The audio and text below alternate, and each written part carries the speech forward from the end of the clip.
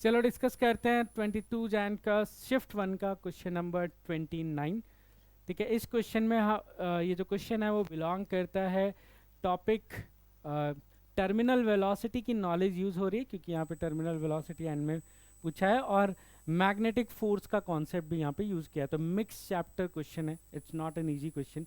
ठीक है, इसको हम मॉडरेट में डालेंगे क्योंकि मिक्स कॉन्सेप्ट यूज़ हो रहे हैं। चलो एक बार क्वेश्चन को रिकैप कर लेते हैं।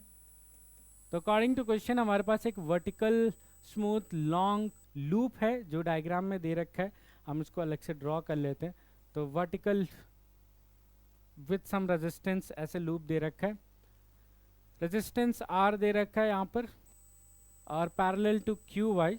ठीक है, पैरेलल टू ये पी और क्यू है, Q Y. Separation between them is L. ठीक है, सेपरेशन एक हम ले लेते हैं लूप। ठीक है, चलो।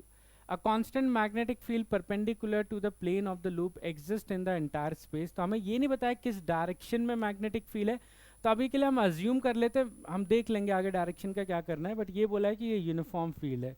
ठीक है, अदर रॉड सी डी, और एक रॉड इस पे दे रखा है सी डी का। तो ये रहा वो रॉड सी डी जो है, जिसका लेंथ एल है। ठीक है, जिसका लेंथ एल है, ये मेंशन कर रखा है। ठीक है, तो लेंथ एल दे रखा है। of mass m, length made to slide down the from rest under the gravity at shown in the figure। और आपको पूछा है टर्मिनल वेलोसिटी क्या होगा। तो यहाँ पे दो टाइप की लेंथ यूज़ किया है ट्रिक करने के लिए। तो एक स्मॉल लेंथ है जो कि ये वाला गैप है। ठीक है, ये स्मॉल लेंथ है l, और एक कैपिटल लेंथ है। वो तो आप ऑप्शन से फिगर आउट कर पा रहे हो कि कैपिटल है, चारों ऑप्शंस, एक ऑप्शन में शायद है कैपिटल है, तो बाकी मोस्ट तीन ऑप्शन में क्या स्मॉल एल ही है।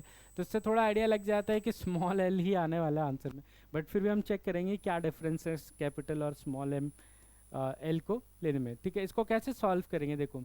जब ये रॉड फॉल होगा, जब रिलीज किया जाएगा, तो इस पर लगेगा एक ग्रेविटी। ठीक है, इस पर लगेगा एक ग्रेविटेशनल फोर्स। दूसरा जो फोर्स लगेगा उस पर लगेगा ये मैग्नेटिक फोर्स।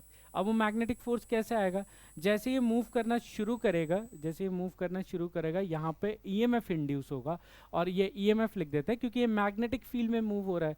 और हमें मोशनल ईएमएफ पता है कि मोशनल ईएमएफ कितना होता है, वीबीएल। तो इसकी स्पीड की वजह से यहाँ पे ईएमएफ आ जाएगा, और इस ईएमएफ की वजह से इसमें क्या आ जाएगा, करंट। ठीक है, क्योंकि क्लोज लूप बना रहा है, और करंट की वैल्यू होती है ई बाई आर। रॉड का खुद का कोई रेजिस्टेंस नहीं है, जो भी रेजिस्टेंस है बाहर की तरफ दिया हुआ है। तो ये कितना हो जाएगा, V B L divided by R. This is the current जो फ्लो होगा सर्किट में थ्रू दिस रॉड, और इस करंट की वजह से इस वायर पे क्या लगेगा, मैग्नेटिक फोर्स। तो फोर्स कितना होता है, फोर्स की वैल्यू होती है आई एल बी।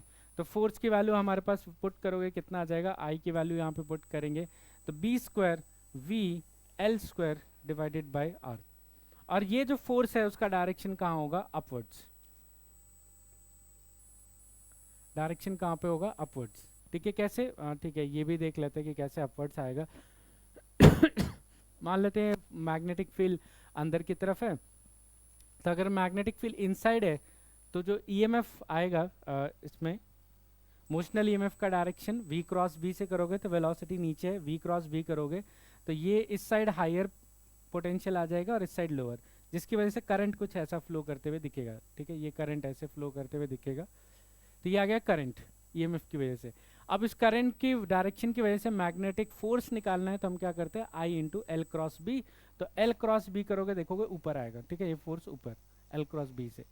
अब क्या हो क्या रहा है यहाँ पर कि जैसे जैसे नीचे इसकी वेलोसिटी बढ़ती जा रही है ना, वेलोसिटी बढ़ने की वजह से आपका मैग्नेटिक फोर्स भी बढ़ रहा है, और क्योंकि मैग्नेटिक फोर्स बढ़ रहा है तो एक्सेलरेशन क्या हो रहा है, कम हो रहा है।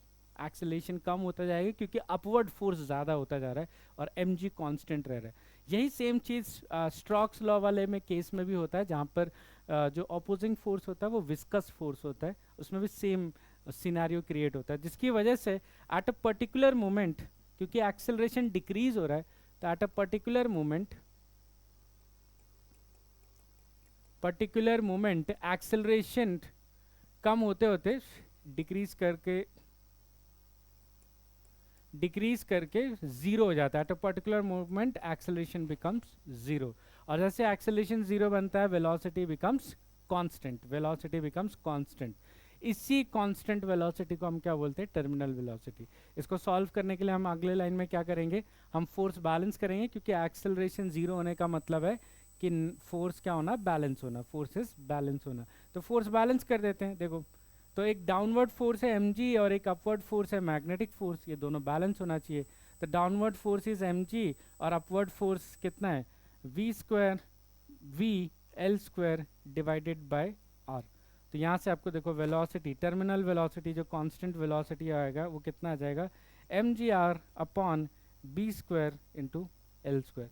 अब जो कैपिटल आर और स्मॉल एल वाली जो चीज़ है उसका जो ध्यान रखना है, ठीक है, कि ये जो एल आता है वो उतना ही पार्ट आएगा जिसमें ईएमएफ डेवलप हो रहा है, जो कि सिर्फ यहाँ से लेकर यहाँ तक का हिस्सा है, जो कि स्मॉल एल के बराबर है। इसलिए कैपिटल एल नहीं आएगा ईएमएफ के कैलकुलेशन में, इसलिए हमारा फाइनल आंसर में भी स्मॉल एल आएगा, mgr b square l square.